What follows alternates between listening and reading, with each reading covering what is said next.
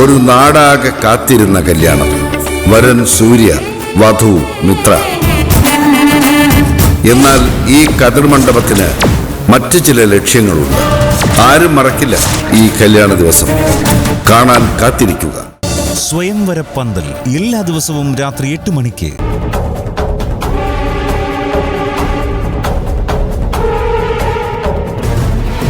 ഞാനത് മനസ്സിൽ കണ്ടത്. ഇവനൊരു അതിബുദ്ധിമാനായ കാമുകനാണെന്ന് എനിക്ക് തോന്നുന്നു ഭാവന. ഇവൻ പറഞ്ഞതെല്ലാം ഭാവന പൂർണ്ണമായിട്ട് വിശ്വസിക്കണ്ട.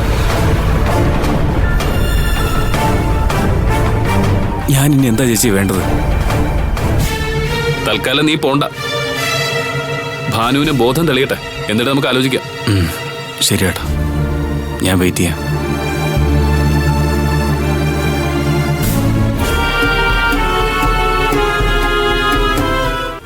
തനിക്ക് എന്ത് തോന്നുന്നു ഭാവന? സൂര്യ, എനിക്കാകെ പേടിയാവുക.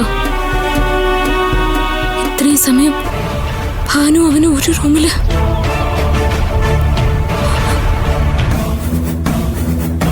അതും ഭാനുവിന് സ്വബോധമില്ലാത്തൊരവസ്ഥയില്.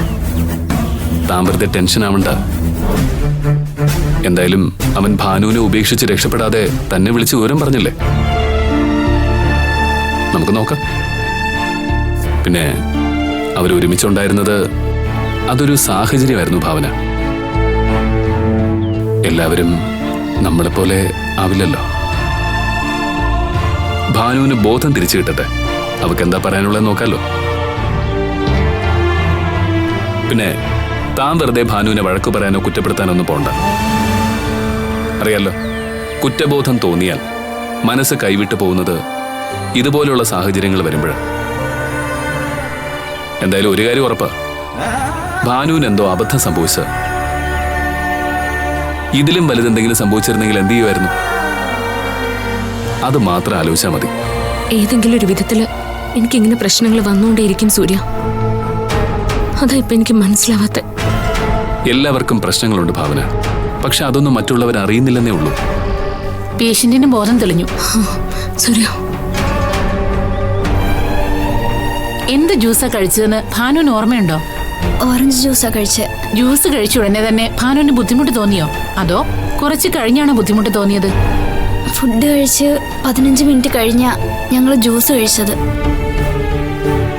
അതിനുശേഷം പുറത്തേക്ക് നടക്കുന്നത് വരെ എനിക്ക് ചെറിയൊരു ഓർമ്മയുണ്ട് ഡോക്ടറെ. തരൂ. ഭാനു ചേച്ചി,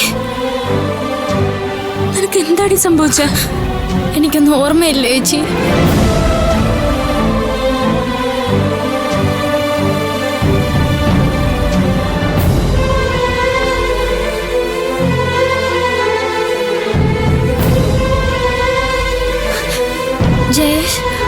ജയേഷ് എവിടെ?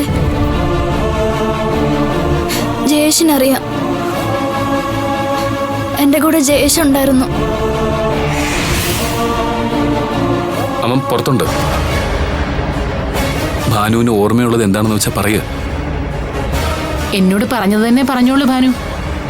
എന്താ ഭാനു, ക്യാമ്പിന് പോയി നീ എങ്ങനെയാ ആ ഹോം സ്റ്റേയിലെത്തിയത്? ഹോം സ്റ്റേയോ? അതെവിടെയാ? നിന്റെ ഫ്രണ്ട് ജയേഷ് ഫോൺ ചെയ്തിട്ടാ ഞാനും സൂര്യ ഹോം സ്റ്റേയിലെത്തിയത്. അവിടെ നിന്ന് നിന്നെ ഇവിടെ ഞങ്ങൾ കൊണ്ടുവന്നത്. ചുമ്മാ അതൊന്നും എനിക്ക് ഓർമ്മയില്ല.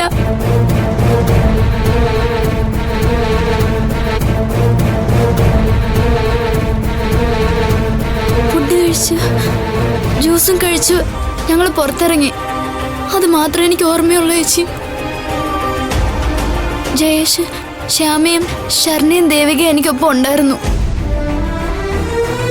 അവരോട് ചോദിച്ചാൽ മതി, എന്താ സംഭവിച്ചെന്നറിയാം. ഭാനു ഓറഞ്ച് ജ്യൂസാ കഴിച്ചെന്ന് പറഞ്ഞു. ചില ഫ്രൂട്ട്സ് കേടാണെങ്കിൽ അത് ശാരീരികമായ ബുദ്ധിമുട്ടുകൾ ഉണ്ടാക്കും. എന്നാൽ ഇത്രയും സമയം അബോധാവസ്ഥയിലായത് എന്താണെന്നാ എനിക്ക് മനസ്സിലാവാത്തെ. എന്തായാലും ഭാനുവിന്റെ സമയം കൊള്ളാം. ജീവൻ എന്തെങ്കിലും സംഭവിച്ചിരുന്നെങ്കിലോ?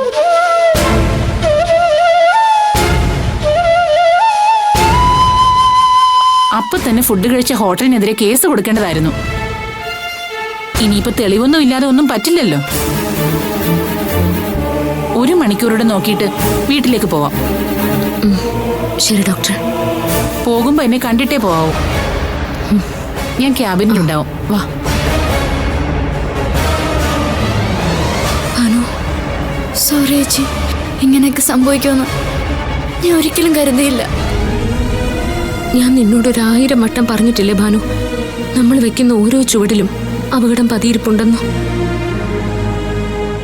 ആദ്യത്തെ ക്യാമ്പ് തന്നെ നിനക്ക് നഷ്ടപ്പെട്ടില്ലേ ഭാനു? ഒരിക്കൽ കൈവിട്ടു പോയാൽ തിരിച്ചെടുക്കാൻ പറ്റാത്ത ജീവിതം നമ്മുടേത്. അബദ്ധങ്ങളൊക്കെ ആർക്കും വേണമെങ്കിലും സംഭവിക്കാം. അത് പക്ഷേ നമ്മുടെ ബുദ്ധിമോശം കൊണ്ടാവരുത്. ജയേഷിനെ കുറിച്ച് എന്താ ഭാനുവിന്റെ അഭിപ്രായം? നല്ല അഭിപ്രായം ഏട്ടാ. ഇതുവരെ എന്നോട് വളരെ കരുതലോടെ സംസാരിച്ചിട്ടുള്ളൂ. ചേച്ചി, എനിക്ക് ജയേഷിനെ ഒന്ന് കാണണം. ഞാൻ വിളിച്ചിട്ട് വരാം.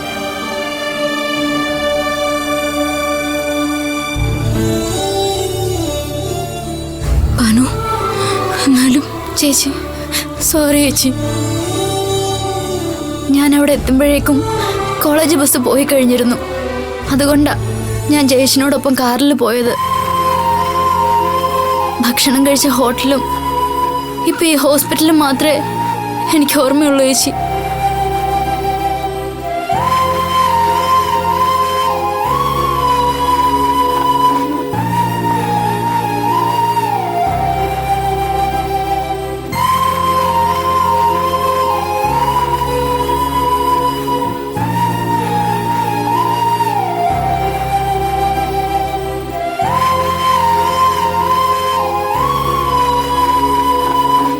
സോറി ഭാനു, നിന്റെ അവസ്ഥ കണ്ട് പേടിച്ചിട്ടാണ് ഞാൻ ചേച്ചി വിളിച്ച് വിവരം പറഞ്ഞത്.